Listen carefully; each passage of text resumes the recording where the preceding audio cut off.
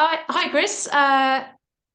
Thanks for joining us. I was just wondering if you could tell us a little bit about your research at Bristol University. Yeah, great. So thanks for having me. So my group is interested in biodiversity change generally, particularly in the light of global anthropogenic change, so things like climate change, habitat loss. And we are interested in trying to predict how populations and communities will change into the future, particularly thinking about things like loss of resilience and early warning signals that might predict population collapse. We do that using a variety of different methods. We do some modeling of ecological systems. We also use small-scale laboratory systems. So we actually have little toy landscapes that we put organisms in, and we use those as model systems to try and generate data to test ecological theory. And we also analyze some kind of real-world long-term data sets to try and understand how biodiversity is changing through time. Sounds amazing. And how is our wildlife doing in the west of England? So that's a good question, and it's something we're just sort of trying to start to get the answers to at the moment. So it looks like it's not doing fantastically, and that's sort of a general trend across the UK. So we are a country which is quite biodiversity depauperate in general, certainly compared to kind of historical baselines.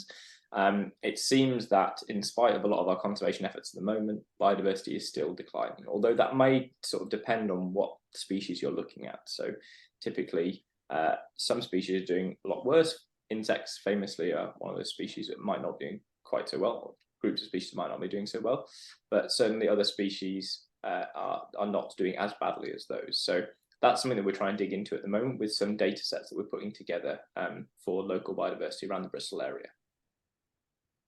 I mean, it'd be really great to know a bit about how scientists do study these trends and also why it's important as well. Yeah, so actually studying these trends is sort of not trivial. It's quite difficult to unpick those for a variety of reasons, right? So typically we will study how biodiversity is changing through time by looking at long-term data. So data that's collected over 10, 15, 20 years, and look to see, for example, how abundances of populations are changing through time. So were there 500 foxes in the Bristol area 20 years ago, and now there are 100. You just say that that population is declining, but there are a lot of factors that go into that to make that quite difficult to understand. So species move around a lot, right?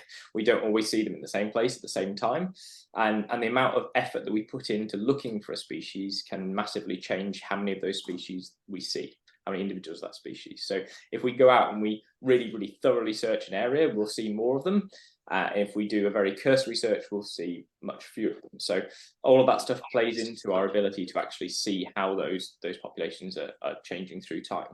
And so it's really important that we have these long-term data sets. Of course, the problem is that we needed to have started monitoring those data sets 20 or 30 years ago to get those trends. So suddenly starting a lot of effort now is great for the future, and it's great to understand how biodiversity will change into the future, but it doesn't help us understand how it's changed in the past to now.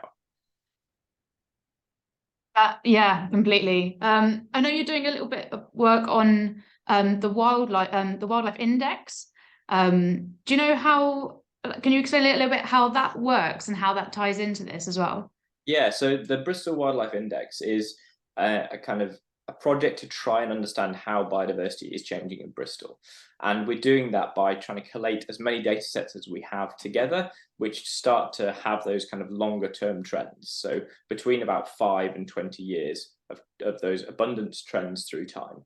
And some of the important things are that we've gone out and sampled at the same place at the same time every year. And a lot of this has been done by charities, by citizen science, to go out and like each year actually go and count how many butterflies of each species there are in a certain park. And that means that we have this long-term data, which the amount of effort that we're putting in is fixed. So we can say that actually the trends that we're seeing through time are approximately what's actually going on in the real world. And the Wildlife Index is a way of trying to combine these together to get a general overview of how biodiversity is doing in the Bristol area. And it's based on the Living Planet Index. So this is a project run by ZSL, the Zoological Society of London, and the WWF. And that's a way of tracking kind of global biodiversity trends. And we're using their measure, but a more local scale, to look at both how general biodiversity is changing across all species, and also how specific sets of species, so insects, mammals, birds, are changing through time. And hopefully that will give us a kind of a clearer picture of what's happened to biodiversity over the past 5 to 20 years in Bristol, and hopefully looking forward, what changes we can make around Bristol to try and improve biodiversity, and then track to see whether those changes are actually having an impact on species over the next 5 to 20 years. That'd be really, really cool to see. How do people contribute? If I wanted to take part or contribute data to the Wildlife Index, is that possible? Yes, as far as I'm aware. So I'm not actually on the data collection side of things, so I don't really have a really good idea of how the best way to kind of get involved with those charities are and with those organizations. But certainly kind of getting involved with people like the Avon Wildlife Trust will help to kind of get some of that data into this system. And doing things like iNaturalist, so citizen science initiatives, they're not actually in the database at the moment in the Wildlife Index, but there are people working on methods to try and statistically adjust some of the vagaries with those citizen science data to actually be able to then incorporate those into the Wildlife Index and other indices. So yeah, the more monitoring we get, the better generally. But yeah, getting involved in any of your local wildlife charities, there are quite a lot around Bristol. So the nice thing about Bristol is that people are quite biodiversity aware.